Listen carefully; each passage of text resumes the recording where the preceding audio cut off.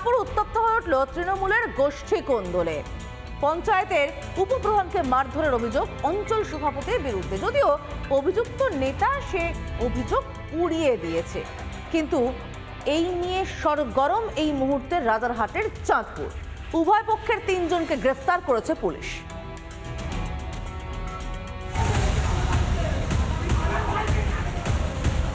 থানার ভেতরে তৃণমূল নেতা কর্মীদের বচসা, কথা কাটাকাটি পুলিশের সঙ্গে, রাস্তায় পুলিশের টহলদারি, লাঠি হাতে তারা।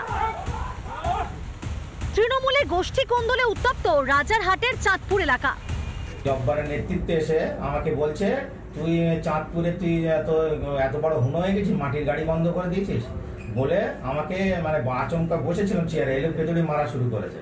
এই ধরনের কাজের সাথে আমি কখনোই যুক্ত নয়, এগুলো সম্পূর্ণ মিথ্যা কথা বলেছে। এলাকায় দখল অর্থাৎ নিজের রাজনৈতিক যে স্পর্ধা সেটা বাড়ানোর জন্যই কিন্তু তাদের এই কোন্দল।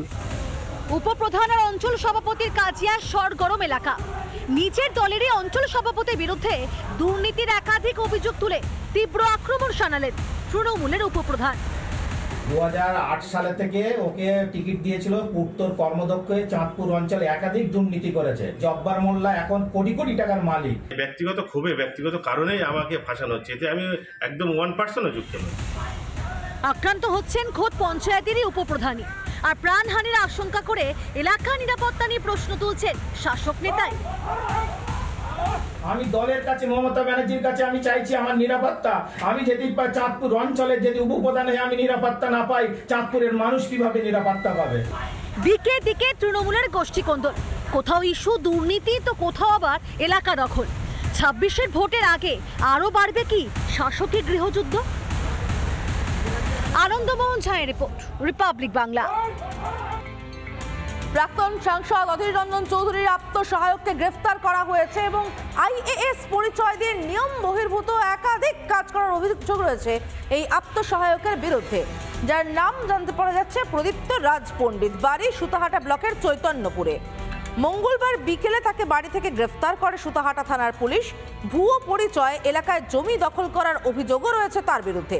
পুলিশ তদন্ত করুক বলছেন অধীর রঞ্জন চৌধুরী। এই যে ছেলেটি যার কথা বলছে, সে আমাদের বাংলার ছেলে। তার বাবা এসে যখন আমাকে বলে, আপনি বাংলার এমপি, আমরা গরিব একটা বাঙালি পরিবার, আমাদের ঘরে একটা ছেলে পড়াশোনা করেছে, আপনি তাকে এই কাজে রাখতে ইচ্ছুক, আপনি যদি নেন সংসারটা বেঁচে যায়। আমি তাকে কাজে নিয়েছি, দীর্ঘদিন ধরে সে আমার সঙ্গে কাজ করেছে। আমি হেরে গেছি, আমার পিএসের ক্ষমতাও চলে গেছে, সেই রকমই করেছি। এখন তার বাড়ি কোথাও তাও আমি জানি না। সে তার নিজের বসত বাড়িতে, বাবা মায়ের বাড়িতে এসেছে, কি কাজে তাও আমি জানি না। কালকে তাদের পরিবারের পক্ষ থেকে কেউ আমাকে জানিয়েছে, অত্যন্ত কাঁদতে কাঁদতে জানিয়েছে যেরকম আমার ছেলেকে এরকম অ্যারেস্ট করেছে। আমি বললাম দেখছি, তারপরে খোঁজ খবর নিয়ে জানলাম সে যে ধরনের কারণে তাকে অ্যারেস্ট করেছে সেটা জন্য পুলিশ তাকে জিজ্ঞাসাবাদ করবে, দরকার হলে কেস দেবে। আমি কাউকে বলতেও যাইনি, আইনের মতো চলবে। নানা ধরনের কন্টেন্ট দেখার জন্য লাইক করুন, শেয়ার করুন আমাদের ফেসবুক পেজ, সাবস্ক্রাইব করুন আমাদের ইউটিউব চ্যানেল।